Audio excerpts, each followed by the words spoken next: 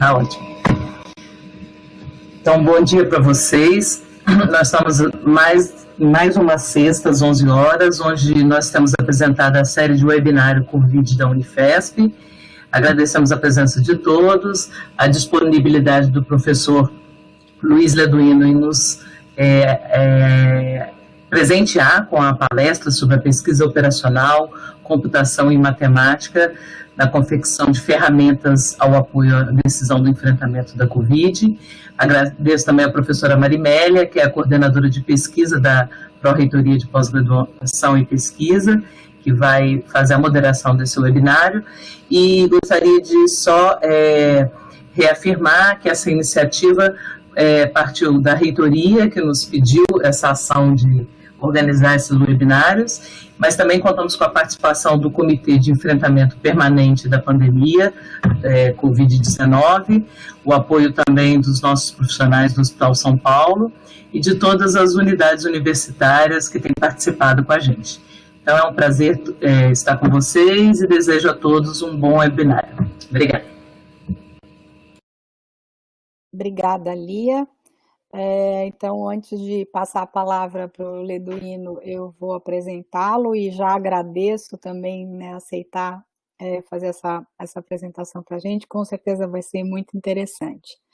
Então, Luiz Leduino tem graduação em matemática pela Unicamp, fez um mestrado em matemática e doutorado em matemática aplicada também pela Unicamp.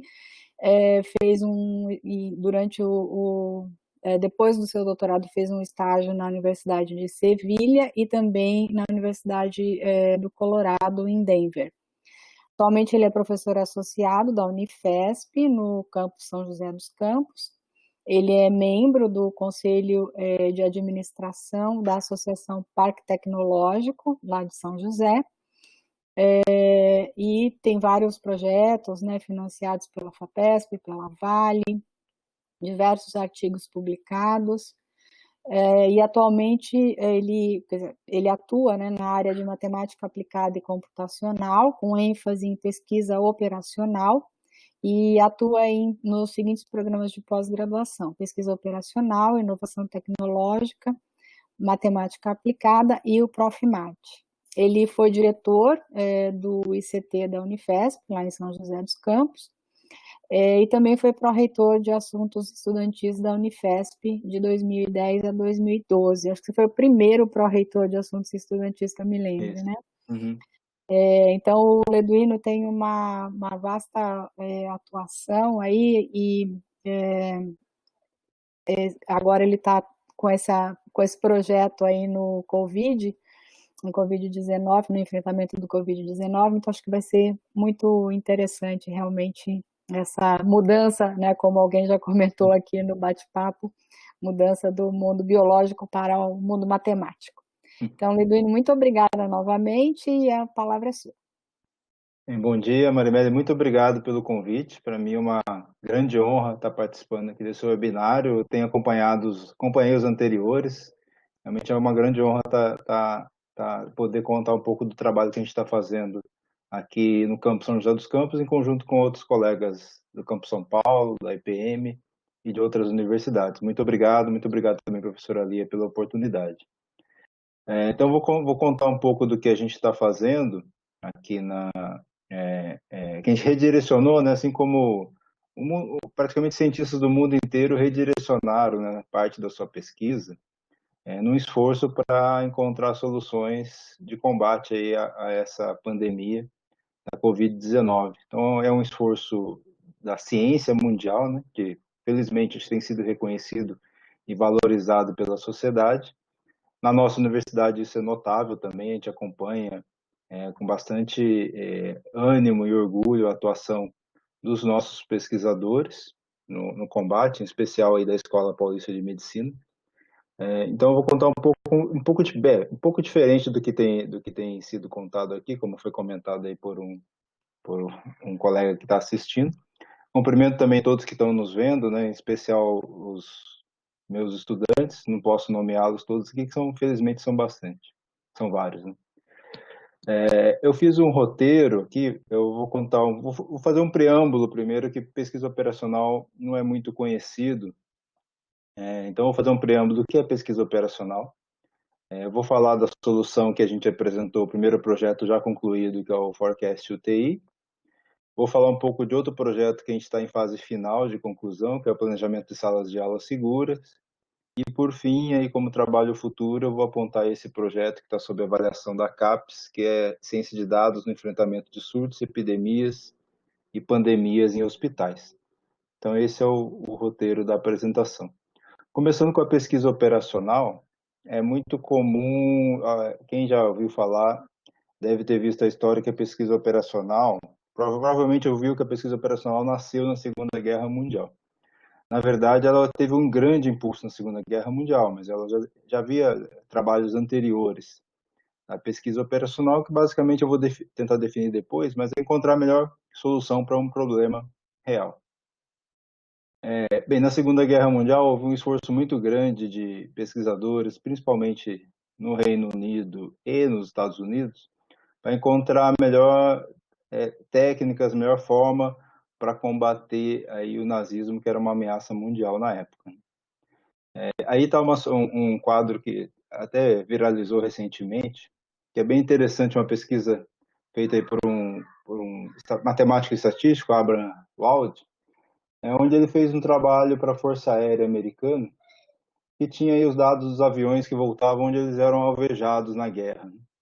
E a Força Aérea resolveu reforçar a parte dos aviões onde havia mais tiros, né, onde eles eram mais alvejados. Só que isso não funcionou, né? Quer dizer, o índice de aviões abatidos continuou o mesmo.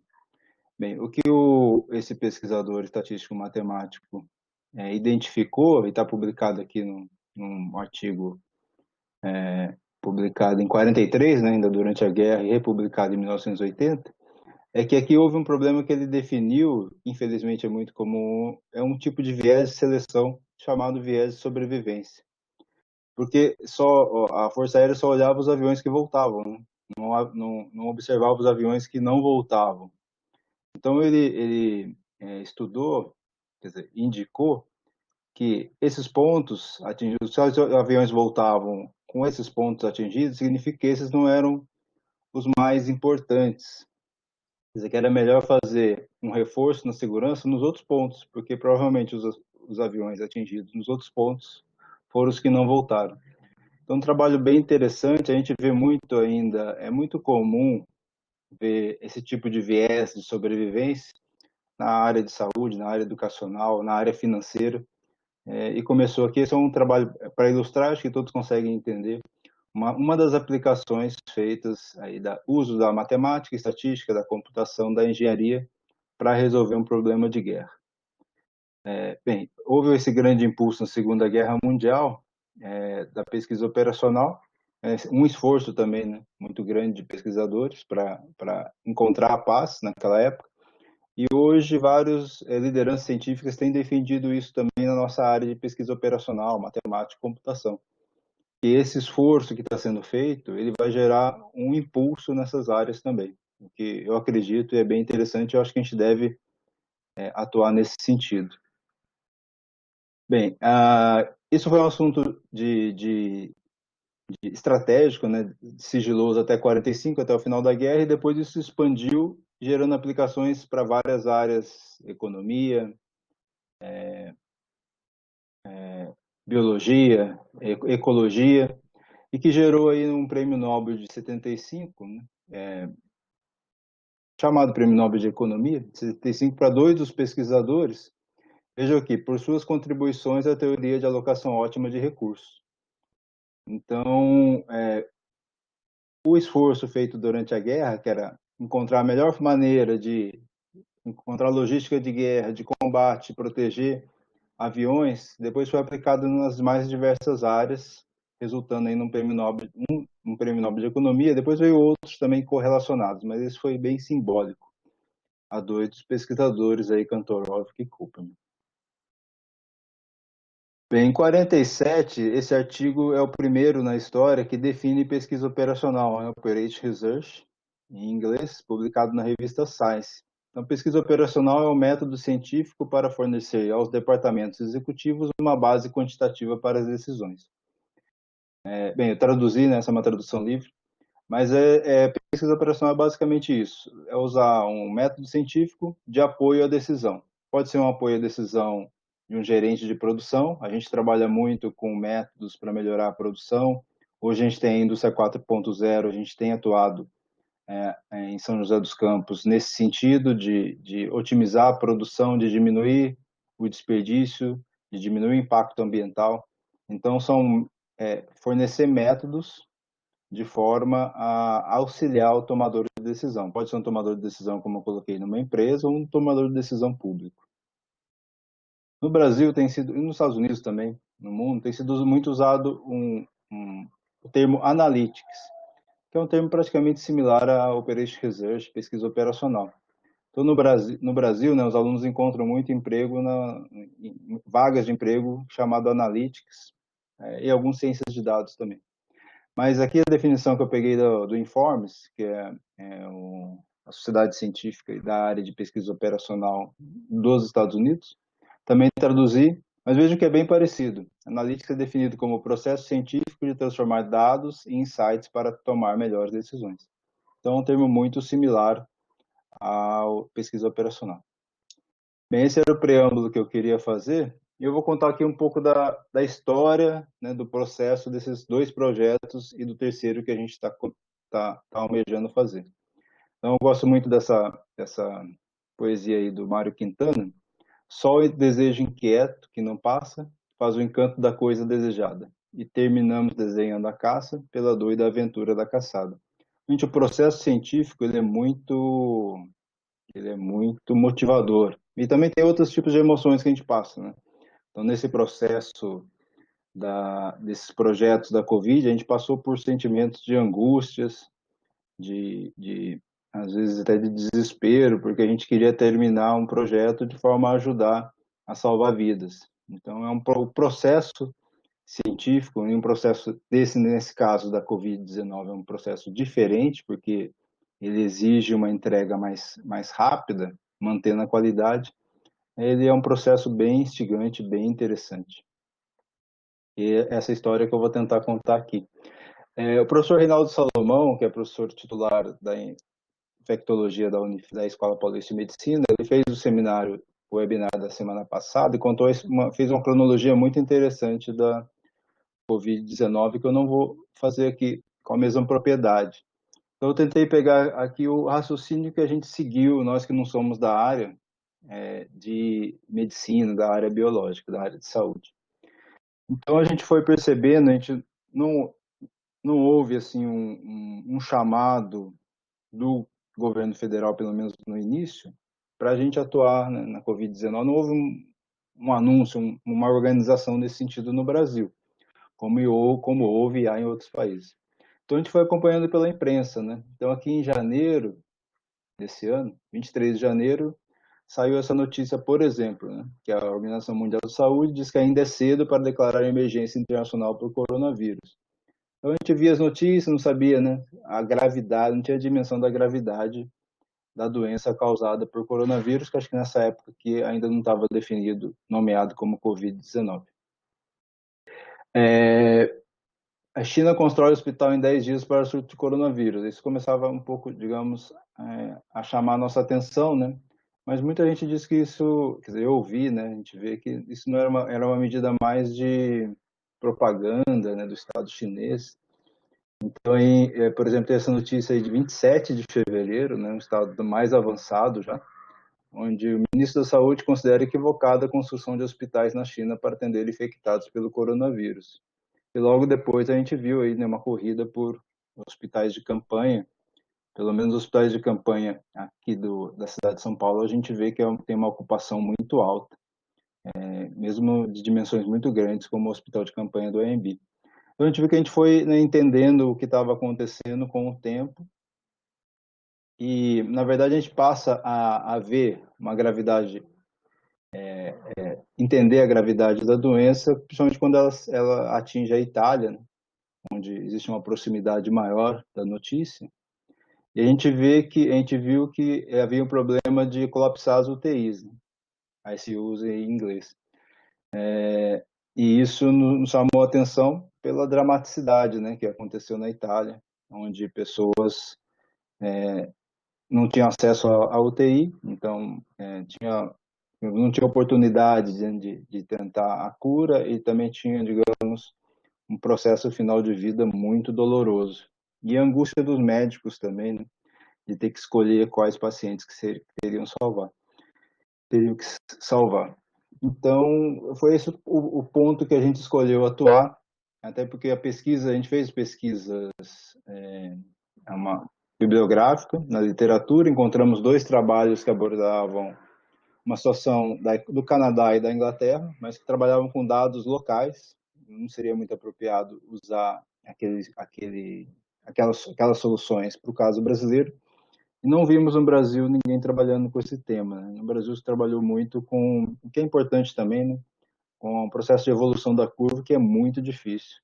Tem trabalhos muito bons e outros, né, trabalhos que, digamos, não foram um pouco controversos em relação à epidemiologia da doença. Então, esse foi o nosso foco. E aqui no 15 de março a gente já tinha essa notícia também, né, na Folha de São Paulo, que o SUS nos estados não tem leitos de UTI contra coronavírus.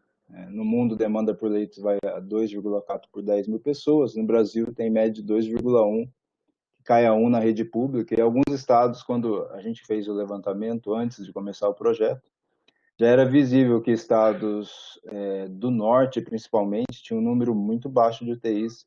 Já dava para visualizar a situação dramática por quais esses estados passariam, como Roraima, Amazonas, Pará. Infelizmente, os números já davam para prever a situação triste que aconteceria.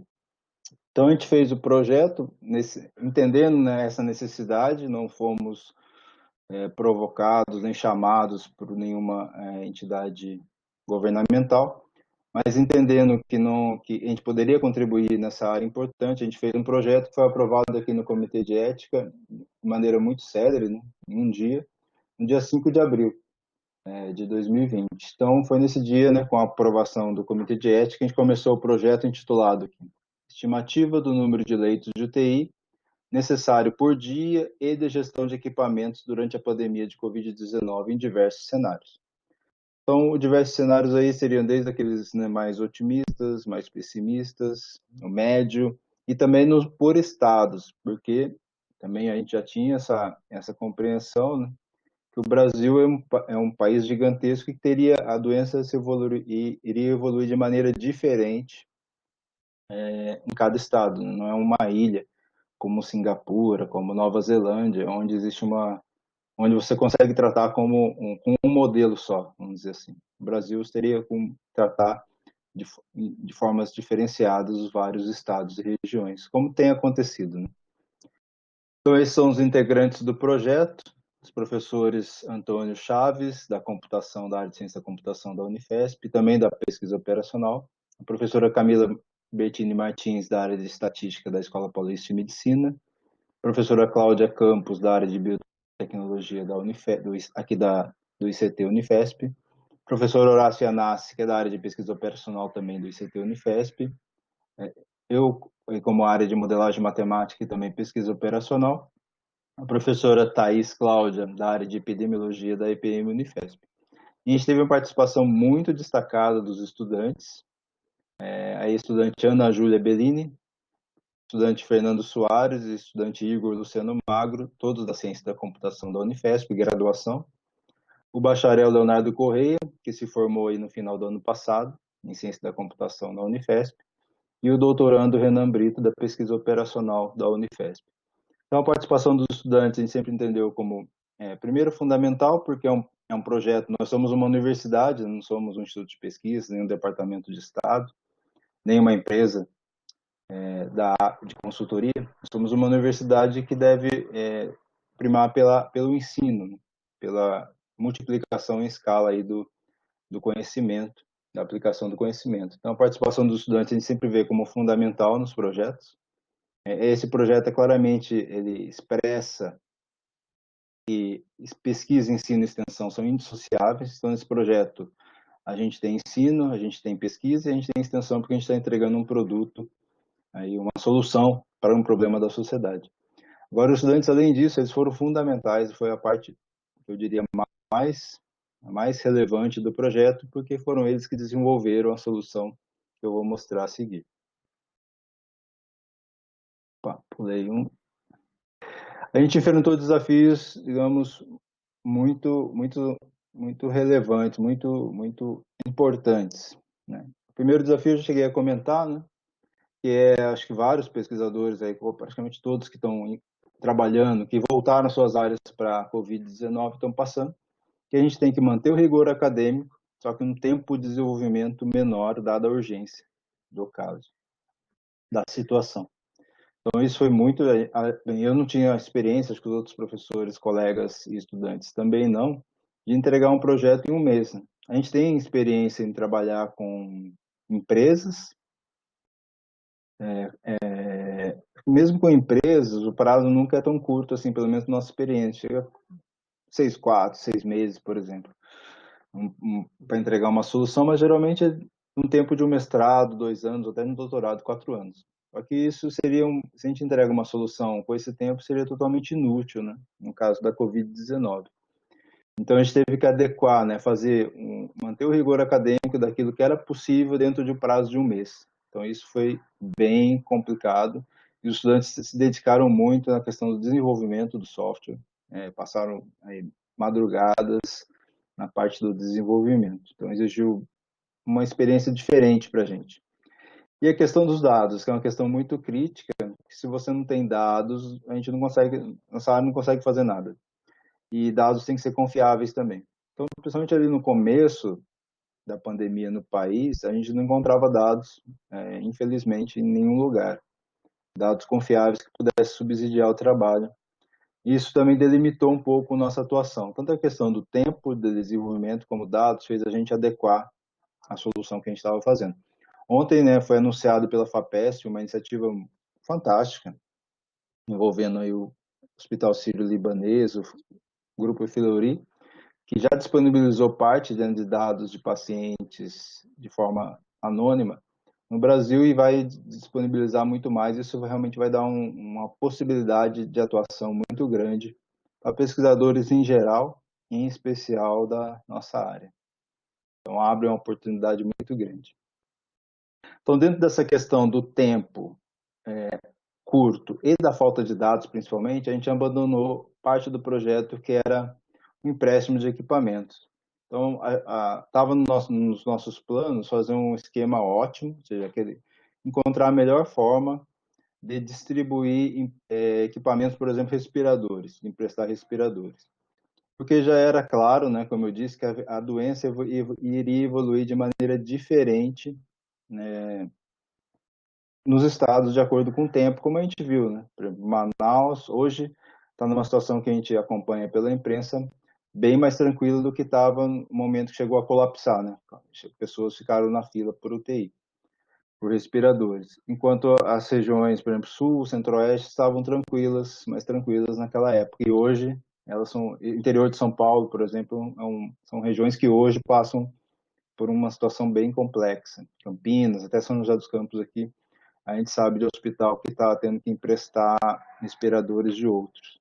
Então, qual que era a nossa ideia? Fazer, baseado nessa evolução diferente da doença, fazer um algoritmo para empréstimo de respiradores. O que aconteceu, por exemplo, nos Estados Unidos, né? Vários estados emprestaram para Nova York, onde teve um colapso, né? Quase um colapso mais cedo, e hoje Nova York empresta para outros locais.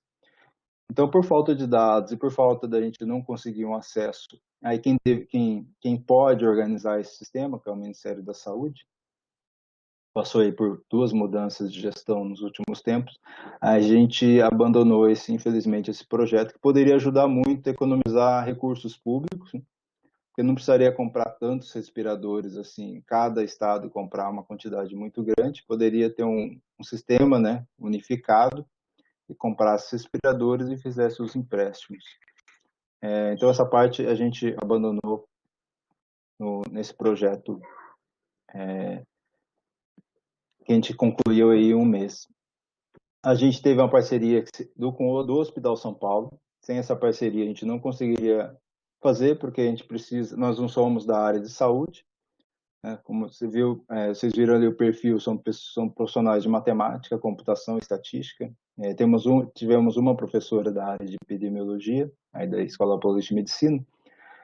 Então, a gente precisaria ter aí uma parceria, e a gente teve uma parceria muito grande com o Hospital São Paulo. Então, aqui agradeço os professores Arnaldo Colombo, Paulo Abrão, da Infectologia, o professor João Alessio também manteve um contato muito grande com a gente, a professora Sandra, do Hospital São Paulo, foram fundamentais para a gente conseguir fazer a ferramenta e validar, de forma que ela fosse confiável. Nossa parceria foi muito importante. E a gente concluiu o projeto no dia 11 de maio, aí o nosso setor de comunicação da Unifesp fez a divulgação para que hospitais, secretarias de saúde pudessem tomar conhecimento da ferramenta, que é uma notícia que saiu no jornal aqui da nossa região, o Vale, no dia 12 de maio. Alunos de São José criam ferramenta online gratuita para monitorar casos de Covid. E no nosso site aqui do coronavírus da Unifesp saiu no dia 14 de maio. 14 de maio. Ferramenta online gratuita ajuda no monitoramento de casos do Covid. Casos do novo coronavírus, desculpa. Então, eu vou começar aqui a falar da solução, né? Todos podem acessar a solução, o site é esse daí, forecastuti.unifesp.br. Ou se digitar Forecast UTI no Google, é o primeiro resultado. Então, esse é o site de abertura, vai ter um sobre o projeto, que vai explicar aí os objetivos do projeto, como eu coloquei, qual que é a solução, os componentes. E aqui solicito acesso, que é preencher um formulário, e concordando aí com os termos do projeto, e a gente assegura também, a gente não tem acesso aos dados, isso é uma coisa interessante, eu vou comentar. Então, solicitando o acesso, vai receber aqui um nome de usuário e uma senha para começar a acessar o site. Então, aqui é o Hospital Geral, é um hospital que a gente criou, não é um hospital real, tá? É um hospital só para a gente mostrar a solução para quem está interessado. Então, são dados fictícios. Então, a tela que que o usuário deve iniciar é subir nos dados, né, fazer um upload dos dados do hospital, para a gente começar a passar aí algumas estatísticas, medidas de resumo e as previsões, né, os cenários que a gente estudou. Então, aqui, quais são os dados que o hospital precisa passar? Bem, identificação do paciente, data de nascimento, o tipo de UTI, o leito, né, que ele está, que a gente vai fazer também uma gestão dos leitos, a data de internação, a data da saída, a situação do paciente, que alta, óbito, ou está internado ainda, né? O CID de entrada, o CID de saída, quer dizer, diagnóstico de entrada e diagnóstico de saída. Então, basicamente, são essas informações que o hospital ou Secretaria de Saúde deve fornecer, e a gente não tem acesso a isso, fica no banco de dados, está hospedado no servidor da Unifesp. Nós não temos acesso a esses dados. Então, o software, o site vai dar as respostas sem nenhuma intervenção, né, humana. Então, o site vai dar, com base nos dados, algumas estatísticas aí, medidas resumo, como eu comentei, por exemplo, aqui nesse hospital geral fictício, média de hospitalizações por dia são 2, ou seja, chega a 2 pacientes por dia. Tempo médio de internação do hospital é 45 dias, desvio padrão é 34,59 dias e índice de letalidade 38,78%. Então, são medidas interessantes para dar, porque em conversa, né, com os colegas, os profissionais de hospitais, isso foi considerado importante, especial com o Hospital São Paulo.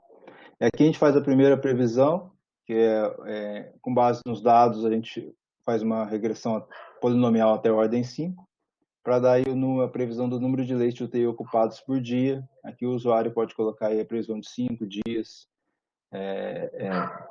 como está aqui, ou 10 dias. Isso dá uma previsão do número de leitos ocupados ao longo do tempo. Aqui a gente tem outras medidas. Aqui são algumas os parâmetros para a gente fazer. A gente faz simulação de cenários. Então a gente simula 1000 cenários, alterando o número fazendo uma geração aleatória em torno das medidas que estão aqui. Por exemplo, média de pacientes por dia 1,96. Então a gente vai, se aumentar isso para 3, aumentar para 4. Se o desvio padrão do tempo de internação, se o tempo médio, né? Vamos gerar dados em torno desse tempo médio de 45. Então, a partir dessa geração de cenários, a gente vai mostrar, no pior cenário, o que acontece, tentando ajudar aí o gestor do hospital, da Secretaria de Saúde, a tomar uma decisão. Aqui está no automático, ou seja, esses parâmetros são lidos dos dados do hospital, mas se ele quiser alterar, ele consegue vindo aqui no customizar e alterar esses dados para fazer outro tipo de simulação. Então, lembrando na pesquisa operacional, isso é uma ferramenta de apoio à decisão. Ele não vai dar a decisão que deve ser tomada, ele ajuda, é uma ferramenta aí para o gestor tentar entender o que está acontecendo, nesse caso, tentar prever se o sistema vai colapsar, quando que ele vai colapsar, se ele pode criar mais leitos de UTI, ou se ele já vê uma outra solução de transferência de pacientes, por exemplo. Então, aqui nesse cenário, nessa situação, houve aqui no pior cenário, o sistema, o número de leitos de UTI, ele não atende aos pacientes que chegam a partir do dia 6 de julho. Então, veja, tinha 32, né, leitos de UTI, nesse hospital hipotético aqui. E no dia 6 de julho, o paciente 33 não vai conseguir espaço na UTI, um leito de UTI, nem o paciente 34, que chega no dia 7, nem o paciente 35, que chega no dia 7. Então, isso indicaria isso seria o pior cenário, né? Mas, como a gente está tratando de vidas humanas, isso é um indicativo para o gestor ver que solução que ele pode dar. Ele fala, olha, pode acontecer que no dia 6 de julho a gente não tem mais UTI. Dá tempo de criar outros leitos de UTI, de fazer alguma modificação no hospital. Ou vamos encontrar outra solução de transferência de pacientes, como ocorreu, né, no estado de São Paulo, transferiu pacientes da região metropolitana para o interior, e agora a gente está vendo um movimento contrário, os pacientes do interior estão começando, né, a estudar a transferência do interior para a capital, para a região metropolitana. Então, essa é uma medida. A gente também apresenta um diagrama aí da ocupação por leitos, que ajuda o gestor a ver também, a fazer uma gestão de leitos. Aqui a gente pode também agregar, o professor Chaves está com um projeto na FAPESP de fazer a alocação das equipes. Então, por exemplo, a equipe de UTI, que vai ter enfermeiros, médicos, fisioterapeutas, nutricionistas. Qual dado essa alocação dos pacientes, qual é a melhor alocação possível das equipes para para trabalhar na UTI, que é um problema do ponto de vista teórico computacional bem complicado. Então, o professor Chaves está com um projeto na FAPESP, redirecionou também um projeto dele na FAPESP nessa área. Opa.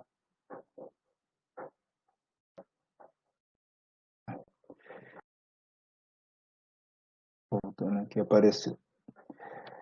Bem, como eu disse, ferramentas de pesquisa operacional que a gente usou são relativamente simples, né? Regressão polinomial até a ordem 5 e simulação computacional para fazer aquele estudo dos cenários. Então, foram duas ferramentas simples. Aqui o trabalho realmente mais complexo, que exigiu muita dedicação dos estudantes, foi de desenvolvimento, né? Fazer essa ferramenta automática. E é o que a gente achou que dava para fazer em um mês para ajudar os hospitais aí do Brasil, pelo Brasil, ou Secretaria de Saúde.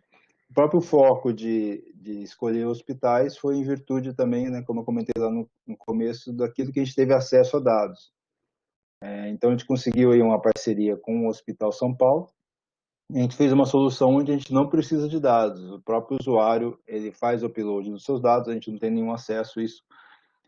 Facilitou bastante a confecção da ferramenta e o uso da ferramenta. Opa! Linguagens utilizadas aí, esse foi um trabalho, como eu comentei, né, já dos estudantes. SQL para o banco de dados, C# para o back-end e Angular Framework para o front-end. Então foi um trabalho muito bonito, formidável. A gente agradece também aí ao Departamento de Tecnologia da Informação da Unifesp, do Campo São Paulo, da Reitoria e do Campus São José dos Campos, que ajudaram a gente também com o servidor. Bem, hoje a gente tem aí mais de 20 usuários, isso vai aumentando um pouco aí com os dias, entre hospitais, secretarias de saúde, temos Secretaria Municipal de Saúde, Secretaria Estadual de Saúde, e diversos pesquisadores no Brasil, e também, por mais que o site esteja em português, temos pesquisadores fora do Brasil que também são usuários do site. Então, esse foi um projeto que a gente deu muito trabalho, né? Passamos por várias emoções, de angústia, de tentar entregar, né, uma solução que ajudasse ao combate à Covid-19, que a gente considera que foi um trabalho, deu certo, né? Porque a gente entregou a solução, a gente aprendeu bastante e acabou gerando outras ideias que eu vou comentar no final da apresentação. Bem, em maio, a gente começou outro projeto a partir do momento que a gente viu que existia um plano de volta às aulas presenciais em outros países e no Brasil também. O governo do estado de São Paulo, o governador João Dória, começou em maio, meados de maio, a comentar sobre a volta escalonada dos alunos às escolas de ensino fundamental e médio. Por rodízio, por exemplo, visando manter a distância entre os alunos. Então, esse é o identificado, né, essa demanda. A solução é um problema que é parte do nosso grupo trabalho, já tinha trabalhado. Então, esse é um projeto, digamos, que está mais próximo do que da nossa experiência. Aqui está uma recomendação que eu peguei lá da CDC dos Estados Unidos, que é a guia para a volta às aulas nos Estados Unidos, a partir quando começa lá o semestre, final de agosto, começo de setembro. Então, vou destacar aqui, eu não vou ler todos, tá? Vou destacar aqui, ó, que eles estão indicando um espaçamento entre as carteiras, ou mesas de alunos, de 6 pés, que significaria aí 1,80 m mais ou menos. Que é o que a gente, né, tem, os profissionais de saúde têm recomendado a gente conversar aí se precisar de máscara, em uma distância de 2 metros de outras pessoas. Seria uma distância, digamos, segura.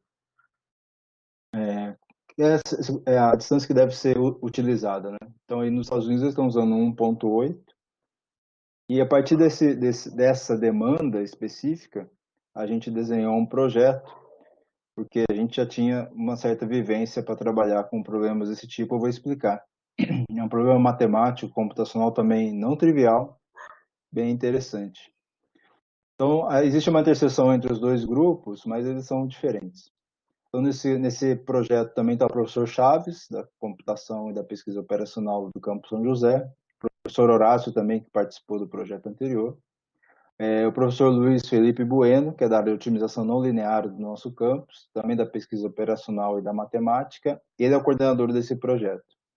Sou eu, o professor Francisco Sobral, da Departamento de Matemática da Universidade Estadual do Maringá, é um grande especialista nesse tipo de problema.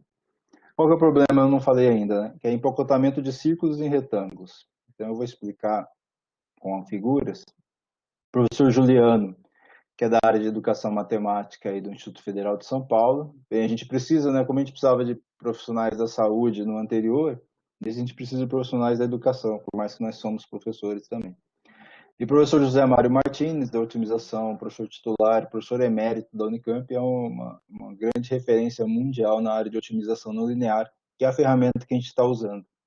E temos, como não podia deixar de ser, né, 3 estudantes, o Fred, da Ciência e Tecnologia da Unifesp, aqui de São José, o Renan Brito, que participou do projeto anterior também, que é doutorando em pesquisa operacional da Unifesp ITA, e o estudante Marcos Magueta, que é da Ciência da Computação da Unifesp.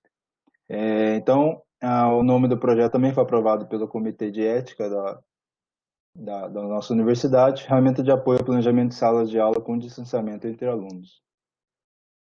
Então, como eu disse, a gente está querendo colocar os alunos numa distância segura, por exemplo, 1,8 metros. Então, se a gente considerar 1,8 metros, cada aluno vai estar numa distância, vai estar dentro de um círculo, a carteira do aluno tem que estar dentro de um círculo de raio 0,9. Isso a gente garante que ele vai estar distante de cada um dos outros alunos a pelo menos 1,8 metros. Então, o que a gente tem que fazer nesse problema é empacotar círculos dentro de um recipiente.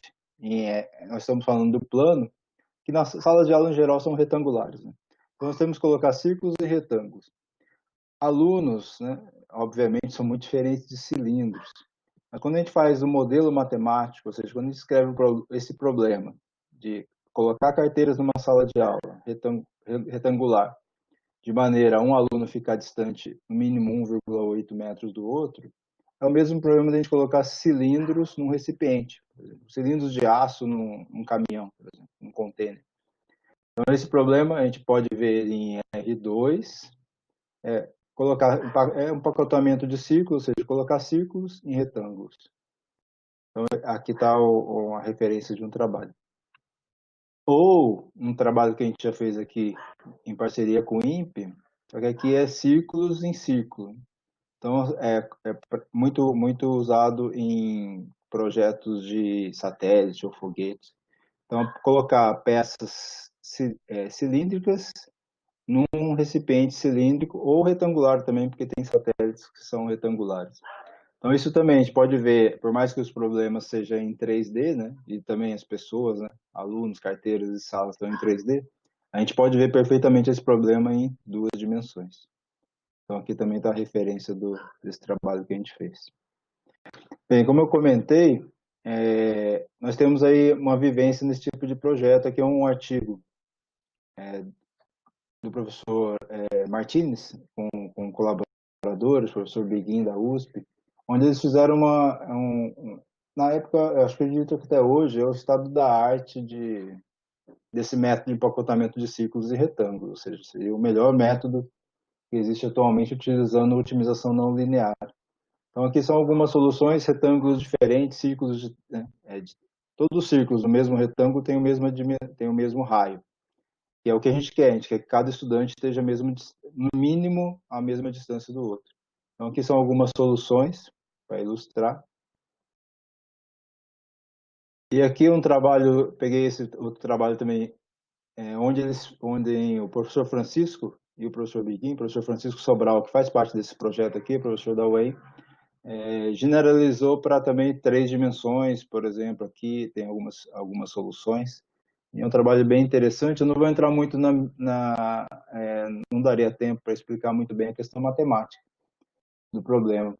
Mas, basicamente, ela está nessa inequação aqui. A gente quer que a distância entre dois centros, a gente vai colocar os alunos no centro do círculo, ela seja maior do que a soma dos raios.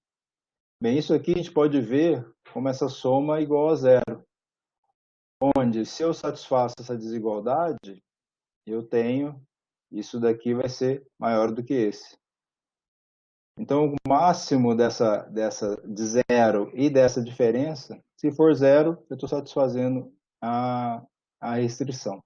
E quando eu tenho uma função dessa, eu posso encontrar o mínimo dela. Se eu encontrar o mínimo, qual o valor mínimo dessa função? Se ele for zero, eu resolvi o problema. Basicamente, é essa a abordagem que a gente adota e que esses artigos que eu estou citando aqui abordam. Não é a única, mas é a abordagem que a gente considera mais apropriada.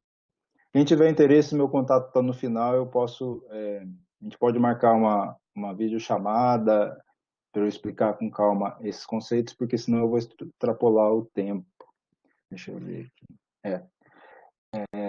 Ou eu indico, eu mando esses artigos. Então, o que a gente vai resolver aqui é minimizar essa função. Como eu comentei, isso aqui, se a gente encontrar o zero aqui, é o mesmo que a gente está considerando que um círculo não está em cima do outro. Se a gente pegar lá na questão do cilindro, isso é uma dimensão, é uma restrição física. A gente não consegue enfiar o cilindro aqui dentro do outro. No caso dos alunos, a gente quer manter essa segurança. A gente não quer que nenhum aluno sente uma distância mais próxima do outro. A distância mínima recomendada pelo governo, pelas autoridades de saúde. E só uma observação antes de entrar aqui no método, a gente não quer, isso não quer dizer que a gente defenda a volta às aulas, isso aqui é uma ferramenta de apoio à decisão, caso os governantes decidam pela volta às aulas, como a gente está vendo que está caminhando para isso, né? Pelo menos nos governos, no ensino fundamental e médio, as universidades, algumas já declararam que pelo menos o próximo semestre vão ser remotamente, como o USP, Unicamp e Unesp, né? A nossa universidade em particular não tem uma decisão ainda. Mas em algum momento todos vão voltar e talvez tenha que manter ainda essa distância mínima. Então, isso vai ser uma ferramenta de apoio à decisão. Quem decidir adotar esse caminho vai poder usar a nossa solução, que vai ser num site também, gratuito, hospedado na Unifesp, assim como o anterior. Bem, aqui é o problema anterior, eu não comentei, né? É possível colocar círculos de raio R em um retângulo dessas dimensões aqui? Ou seja, é possível colocar, por exemplo, 60 alunos numa sala de 8 por 10? Essa é uma pergunta. A resposta é sim ou não. Agora a gente pode ter um outro tipo de pergunta. O objetivo, colocar o maior número possível de círculos no retângulo, mantendo um raio. Então a gente vai resolver várias vezes o problema anterior. Resolver o problema? A resposta é sim. Eu consigo colocar, por exemplo, começa com 50. Consigo colocar 50? Consegui. Então vou tentar colocar 51. Consegui 51, vou tentar colocar 52. Não consegui 52, parei.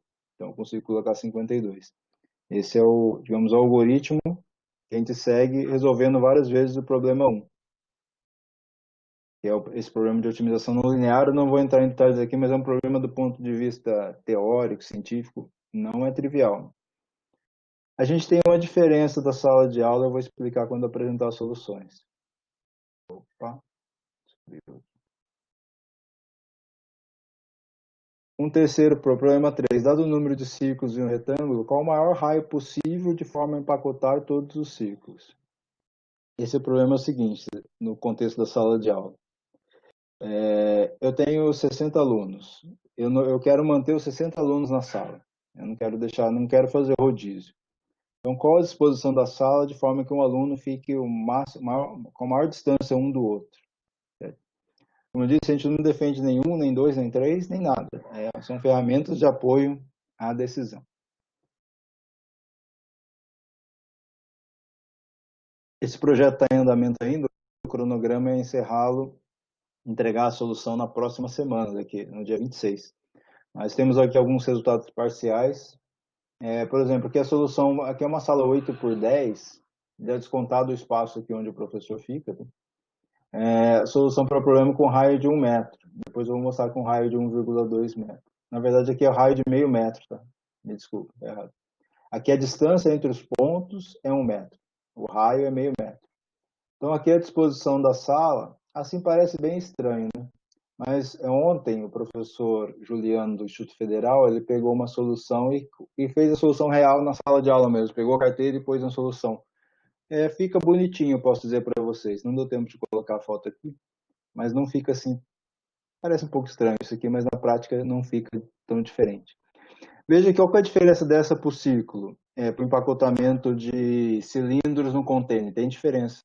Aqui, quem está do lado aqui, ó, os alunos que estão perto da fronteira da sala, na parede, a gente pode pensar assim, o círculo pode sair fora, porque não tem distância mínima dele para a parede, a não ser a carteira, né, que tem que caber aqui. Então ele pode ficar menos, no caso aqui é menos de 1 metro da parede, mas ele não pode ficar menos de 1 metro dos colegas. Então círculos no interior não pode se interceptar. Vejam que a solução não tem nenhum círculo dentro do outro. Mas círculos na fronteira, o círculo pode cair fora.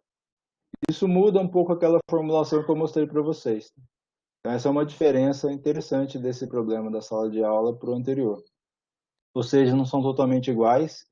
Isso aqui é um problema que a gente não viu ainda resolvido na literatura. Não é só uma solução, tá? Isso também tem, digamos, é um resultado científico aí para a nossa área. Então, desse projeto não sai apenas uma solução, sai um artigo científico também. Aqui a mesma sala de aula, veja aqui, eu coloquei, aqui está, desculpa, não é raio, tá? Aqui é a distância entre os alunos. Então aqui a distância mínima entre os alunos é 1,8, então o raio é 0,9. Veja que a distância, aqui cabe 35. Se a distância mínima for 1 metro, onde a gente já viu, da onde a gente tirou 1 metro? Foi um documento que a gente viu do Comitê de Enfrentamento da Covid do governo do estado de São Paulo. Tem um documento deles que tem 1 metro. Caberia 101 carteiras, quer dizer, uma sala cheia, né, de alunos. Mas se a gente diminuir isso para a distância mínima ser 1,8, ou seja, o raio ser 0,9, cabem 35 alunos nessa sala. Nessa disposição. Então, também o site vai dar não só esse desenho, mas vai dar as coordenadas de forma que os profissionais da escola consigam montar a sala, né, dessa maneira segura. E o ideal, a gente imagina que seja fixado, né, que seja colocado um ponto onde a carteira não pode se mexer. Também entendemos, antes de explicar aqui, que existem limitações, por exemplo, para escolas pequenas, de crianças pequenas. Eu tenho um filho de 5 anos, a gente sabe que criança assim, não vai ficar parado quietinho na carteira. Né? Então, isso se aplicaria para crianças maiores, Fundamental 2, ensino médio. Bem, o problema, tem salas de aula que tem pilastras, né? Ou a gente pode colocar uma porta que está abrindo, ou nós temos também o algoritmo está pronto para trabalhar com essas limitações. Então, a escola fornece a dimensão da sala, o número de alunos e também pode colocar pilastras. O problema fica mais interessante, quanto mais difícil, mais interessante do ponto de vista teórico. Né? E a gente consegue resolver esse problema também. Então, se a gente colocar uma pilastra, considerando a distância mínima 1 metro, ou seja, o raio meio metro, cabia 101, né? Agora cabem 93 carteiras. Eu também não coloquei todas as soluções possíveis aqui, porque tomaria muito tempo, mas existem mais soluções do que... A gente não dá só uma solução para a escola, existem várias. Essa não é a única solução. O número, sim, 93 é único, mas cada problema desse a gente dá umas 4, 5 soluções alternativas de layout para a escola. Se a gente colocar a pilastra, a gente vai ter 31 carteiras. Então, essas são as soluções para o problema 2, ou seja, eu tenho uma distância mínima entre os alunos, que eu tenho que respeitar. Qual é a disposição na sala de forma a caber o maior número de alunos? Ou seja, para deixar menos aluno, o rodízio ser o menor possível. Porque, obviamente, o rodízio, quanto maior o rodízio, mais prejudicado vão estar os alunos em termos de aprendizado. Agora, o problema 3, que eu tenho 60 alunos, eu tenho que caber 60 alunos na sala. Vamos supor que eu tenho um gestor, ele quer isso. Não estamos entrando aqui de novo no mérito se isso é bom ou se é ruim. Se o gestor quer essa solução, a gente entrega também. No caso aqui, se eu quero colocar 60 alunos nessa sala, a distância mínima que eu mantenho entre eles é 1,3 metros. Então, eu consigo colocar 60 alunos nessa sala com a distância de 1,3 metros nessa configuração. É uma das configurações, né? Mas a gente não consegue uma distância maior do que 1,3. Então, esse é um outro tipo de problema que a gente vai entregar a solução também para os gestores. Então, esse é o projeto, o segundo projeto que a gente está em fase final de entrega. Na próxima semana, no máximo em 10, 15 dias, a gente já deve pedir para o nosso setor de comunicação divulgar essa solução. Pode ser usado, inclusive, pela nossa universidade. Bem, de toda essa experiência e também das chamadas, né, que tem havido bastante chamadas das agências de fomento, nasceu um outro projeto que eu vou comentar rapidamente aqui. Esse é um projeto de um pouco mais longo prazo, que envolve bolsas de mestrado, doutorado e pós-doutorado. Então, esse é um projeto, os desafios científicos são maiores e as soluções também são melhores. Então, certamente, a gente vai estar mais preparado, o mundo, né, em particular o Brasil, para enfrentar outras pandemias que os especialistas dizem que virão, né? Assim como essa também já estava, especialistas alertavam que poderia acontecer. Então, esse projeto está sob avaliação da CAPES ainda, a resposta deve sair nos próximos dias. É chamado Ciência de Dados no Enfrentamento de Surtos, Epidemias e Pandemias em Hospitais. Existe uma interseção também com os projetos anteriores, mas não toda. O programa, esse projeto está no âmbito do Programa de Pesquisa Operacional, que é da Unifesp e do ITA, é um programa em associação.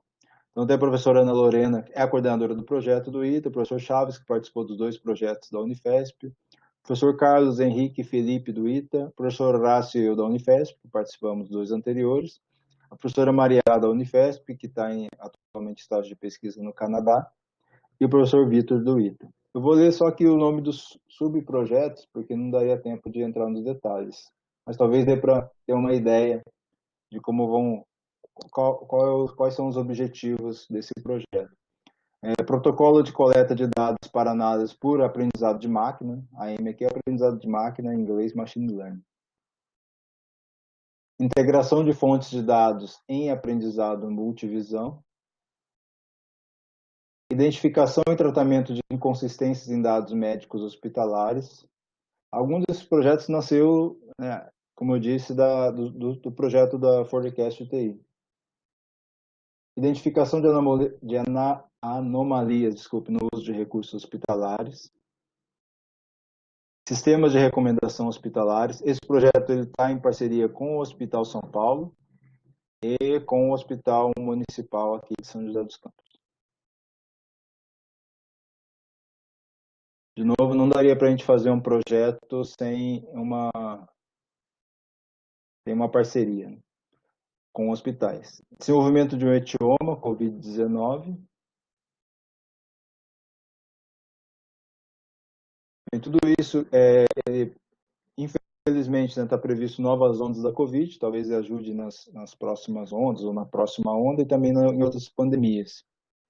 Um detalhe que eu não comentei, o nosso site, Forecast UTI, ele pode funcionar para qualquer situação, mesmo pós-Covid-19, para outras pandemias, ou em estado normal, ele não depende de nenhum dado específico da Covid-19.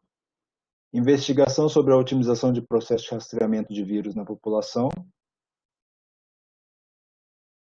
Mapeamento da disseminação da Covid-19 entre profissionais de saúde para o melhoramento de protocolos de atendimento.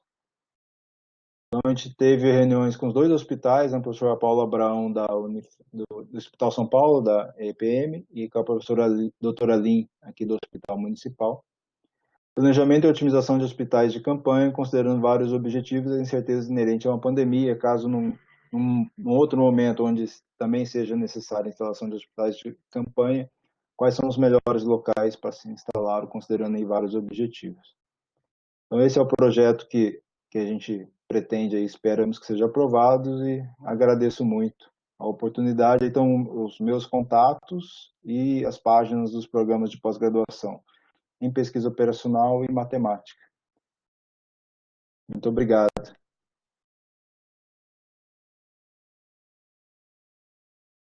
Obrigada, Leduino. E tem várias perguntas aqui. Eu vou passar aqui para você.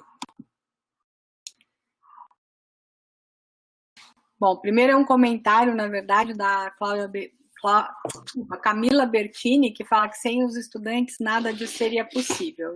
Verdade. Então, a primeira pergunta é do Marcos Greniani, ele é pós-graduando, né, da IPM, e ele agradece, né, a sua apresentação e pergunta se você tem conhecimento de alguma iniciativa de disponibilização de bancos de dados clínicos dos pacientes da nossa instituição. Acho que é aquele da FAPESP agora, né? Mas não sei se você quer comentar mais. Não conheço. Eu realmente vi ontem esse projeto da FAPESP e eu acho que vai ajudar muito todos que querem trabalhar com dados aí de pacientes da Covid. Eu acho que ele ainda, acho que não sei se os dados da Unifesp já estão, do Hospital São Paulo, né, se já estão disponíveis. Eu não vi o Unifesp, o Hospital São Paulo, no da FAPESP. Vai ter, acho que vai entrar também. Bom, a próxima pergunta é do Thiago Souza Onofre, perguntando sobre o projeto do Forecast UTI. Até que ponto essa ferramenta pode ser utilizada para outros cenários, então, outras epidemias, por exemplo, e no caso de não poder, se seria fácil recriar ou remodelar a ferramenta para outros casos? Não, legal, essa pergunta é ótima, até lembrei nela no final, porque ela realmente não está configurada para atuar especificamente na Covid. Ela pega os dados históricos do hospital, o quanto o hospital quiser colocar, fazer o upload, e a partir desses dados históricos, somente dos últimos, né, ela faz a previsão do número de leitos de UTI nos próximos 5, 10 dias e faz também os cenários e dá a resposta do pior cenário possível para o gestor tomar a decisão. Então, ela vale mesmo pós-Covid, ela continua valendo, ela continua válida. É possível usá-la, por exemplo, para prever o número de leitos de UTI e fazer essa gestão independente da Covid. Ela pode, a gente precisa ainda se reunir o grupo pós, né, projeto, para a gente ver que se vamos agregar melhoria, é possível agregar melhorias, como essa que o professor Chaves, esse projeto da FAPESP, o professor Chaves, de alocação das equipes, que também, quem trabalha no hospital sabe que isso é bem complexo, das equipes, porque não adianta respirador, né, senão a gente não tem uma equipe qualificada ali para atuar, de fisioterapeuta, enfermeiro e médico. Então isso tem direitos trabalhistas, é um problema bem complexo mesmo do ponto de vista computacional e matemático, que já temos o professor Chaves trabalhando com isso, pode ser agregado a essa solução. Ótimo, obrigada. A próxima é Kátia Ribeiro, ela faz duas perguntas. Primeiro, como que é considerado, no seu projeto das escolas, né? Como que é considerado o uso de áreas comuns como banheiros e circulação, entradas, escadas? Também se seria possível, desculpa, essa são duas, ela fez duas. Ok. Se seria possível utilizar esse mesmo método para apoio às atividades de pesquisa em laboratório, que também é um outro problema que a gente, né, está enfrentando agora. Legal, pergunta muito boa. Nós por enquanto, focamos na sala de aula, porque a ideia inicial é onde tem a maior demanda em escala, né, de escolas no Brasil, em particular no estado de São Paulo. Mas laboratório eu acho que é um problema bem interessante também, porque são em bancadas, né? A gente até chegou a conversar no início, mas não começamos ainda. Acho que terminando essa fase das salas de aula, eu acho que a gente deve abordar os laboratórios, até porque a gente tem laboratórios aqui em São José dos Campos também, bancadas, e é um problema interessante. Eu acho até um pouco mais simples, mas temos que estudar, temos que fazer. Então, esse seria um próximo passo, abordar salas de aula, laboratórios, e também de aula tem professores que não trabalham com carteiras, né, desse estilo tradicional de um aluno atrás do outro, como a gente está trabalhando, trabalha em semicírculo, por exemplo. Como que seria a disposição ótima de uma sala de aula em semicírculo? Então isso também está no nosso horizonte de fazer. E agora corredores, banheiros, nós não abordamos. Podemos ser estimulados por gestores, né? Se os gestores apresentarem para a gente a demanda, a gente pode pensar nas instruções, tanto do CDC nos Estados Unidos, quanto do governo de São Paulo, que saiu, que a gente conseguiu achar, nós não vimos recomendações nesse sentido. Quer dizer, o que eu vi, na verdade, nos Estados Unidos, os alunos vão levar o próprio lanche e vão comer na própria carteira. Então vai ser um negócio bem complexo, né? Então não vai ter muito uso de espaços comuns, pelo menos essa é a recomendação que a gente viu nos Estados Unidos. No Brasil, eu não sei como é que vai ser. Nas nossas universidades, como é que vão ser restaurantes universitários, esse é outro problema também. Que a gente pode abordar, tentar ajudar à medida que a gente for estimulado. Mas obrigado, as perguntas são muito boas.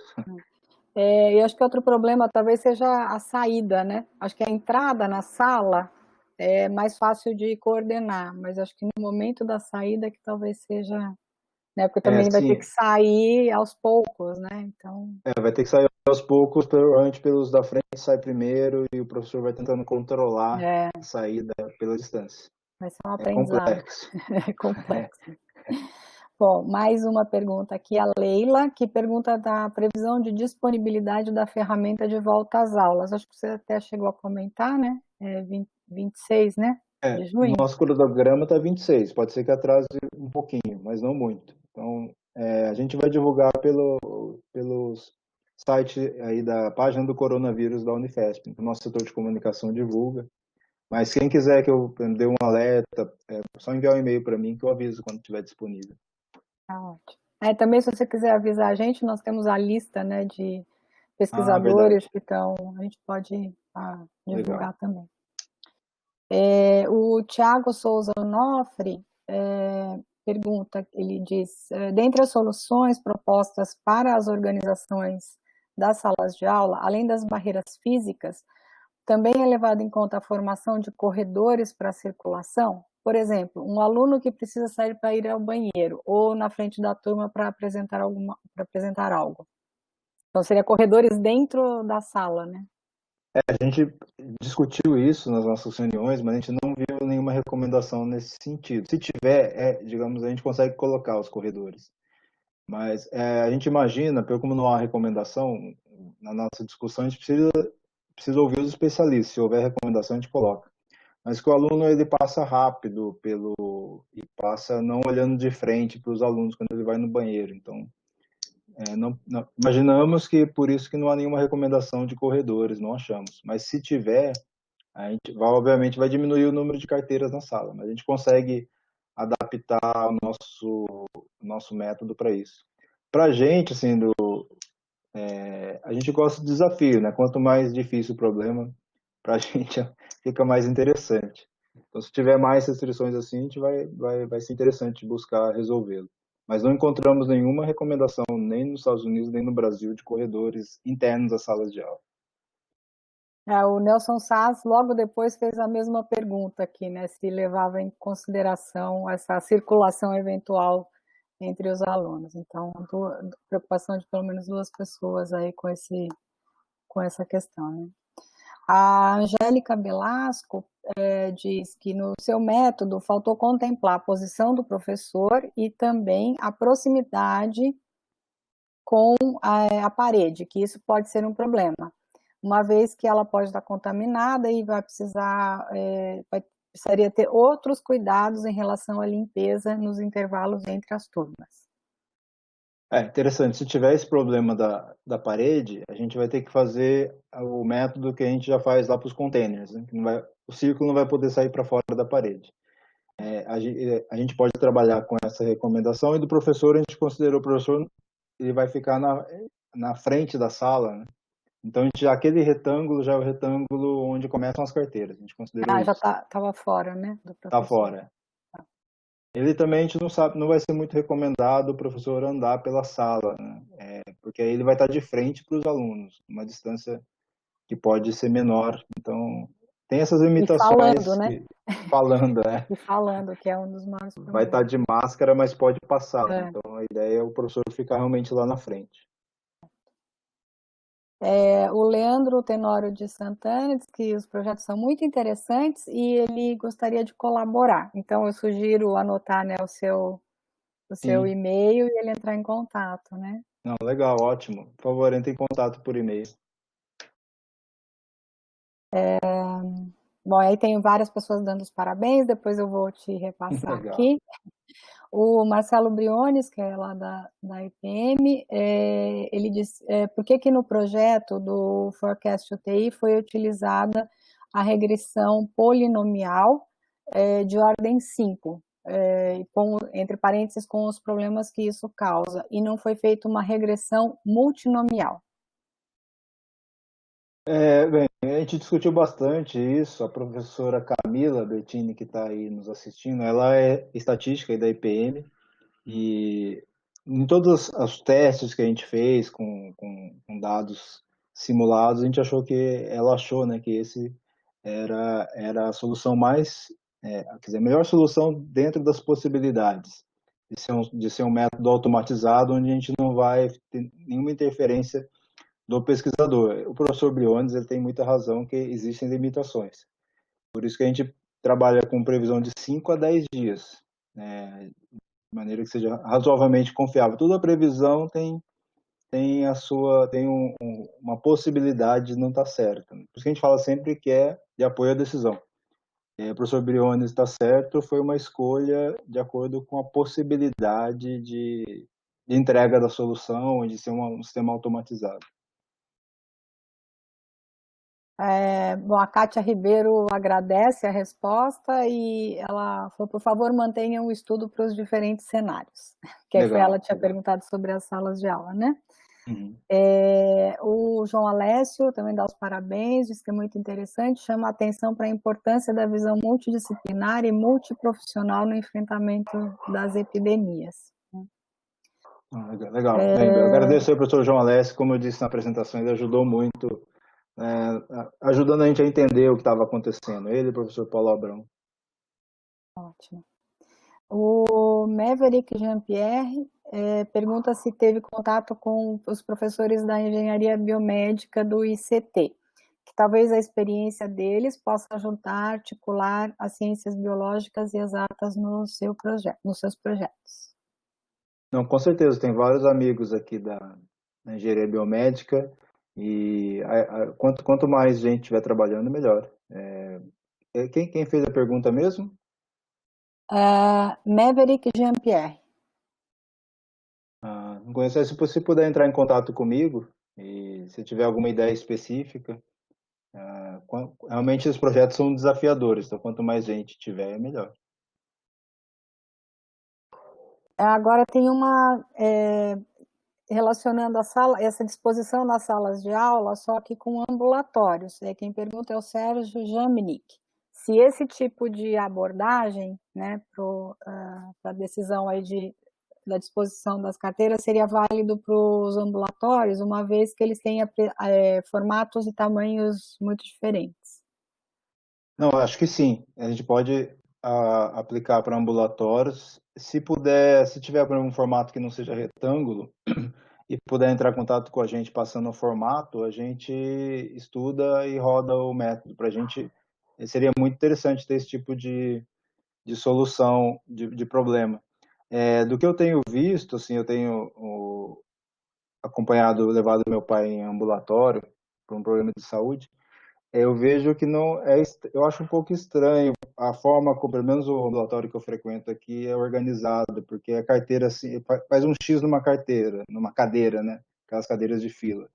E, bem, isso não tá, na minha visão do que eu vejo ali no olhômetro, não está sendo respeitada uma distância mínima exigida.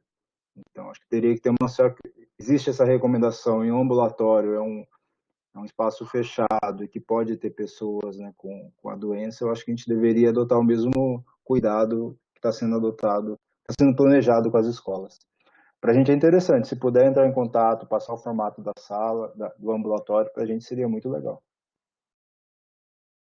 A Camila Bertini, ela complementa a resposta que você tinha dado para o Marcelo Briones. Ela diz que o modelo é de até a ordem 5 e o aplicativo escolhe entre o melhor modelo de até a ordem Perfeito. 5. Obrigado, Camila. O Leonardo Antônio Roxo diz que ele percebeu nas imagens que o cilindro de isolamento está estático. Será abordado na pesquisa o movimento dos alunos e o professor em sala de aula? Aí Não. aumenta bem a gente a conversou complexidade, bastante né? sobre isso. A primeira ideia que a gente teve, a primeira reunião que a gente teve, algumas pessoas desencorajaram bastante a gente. Criança não fica quieta, como eu comentei, eu tenho um filho que é assim, ele é impossível ficar parado. Então, realmente com crianças pequenas não vai ter jeito, eu acho, né? Da minha experiência. Mas com crianças maiores, a partir de 11 anos, eles vão ter que ficar. Eu sei que é difícil, mas dada a situação, vão ter que assistir a aula parado, quieto. E se tiver que mexer, o professor vai ter que controlar para se manter a distância. Realmente é a diferença do cilindro para as pessoas. Bem observado. O João Alessio, acho que durante a sua resposta a respeito dos ambulatórios, ele falou que também para salas de espera, que esse talvez também, que aí sim as pessoas ficam mais estáticas, só levantam na hora do atendimento, né? Uhum, sim. Então talvez Quando eu fosse estava me também um falando, bom uso, né? exato, eu estava me referindo à sala de espera. Obrigado. Deixa eu ver se tem mais alguma pergunta. Eu acho que já não temos mais nenhuma pergunta. Depois Foram eu ótimas vou. perguntas. Obrigado. Muito interessantes. E assim, tem vários elogios aqui, depois eu te passo a cópia Legal. do Obrigado. bate-papo. E novamente eu gostaria de agradecer. Michel, você pode colocar o nosso último slide lá, por favor? Chegou mais uma aqui. Da professora Isabel Cristina Cunha, da EPE. Está dando os parabéns para a equipe. que muito aprendizado para a área da saúde e agradece por você compartilhar. Então, eu só Legal, aproveito obrigado, agora, professora Isabel. aproveito para fazer a propaganda do próximo, né, do próximo seminário, do próximo webinário da semana que vem, que vai ser o Jean Faber, que vai falar da propagação da Covid-19 no Brasil, usando a análise de padrões topológicos em redes estruturais e funcionais. E, então, novamente, em nome da Pró-Reitoria de Pós-Graduação em Pesquisa, da Reitoria e do Comitê de Enfrentamento da Covid, eu te agradeço, Leduino, por você ter aceitado a fazer essa apresentação para a gente. Foi muitíssimo interessante. Tenho certeza que você vai ter vários e-mails aí do pessoal querendo saber mais e querendo colaborar. E aí, quando você tiver, né, mais informações, a gente pode divulgar lá pela Pró-Reitoria. Legal, muito obrigado, Marimela, gostei bastante, foi, como eu disse, uma honra, gostei muito das perguntas, foi bem interessante, agradeço em nome de toda a equipe dos 3 projetos, a oportunidade, e diria, para finalizar, chamar todos aí a assistir o professor Jean, imperdível, eu vou assistir o webinário dele, vai ser bem interessante. Obrigado. Obrigada, tchau, pessoal. Bom fim de Tchau. semana para todos aí.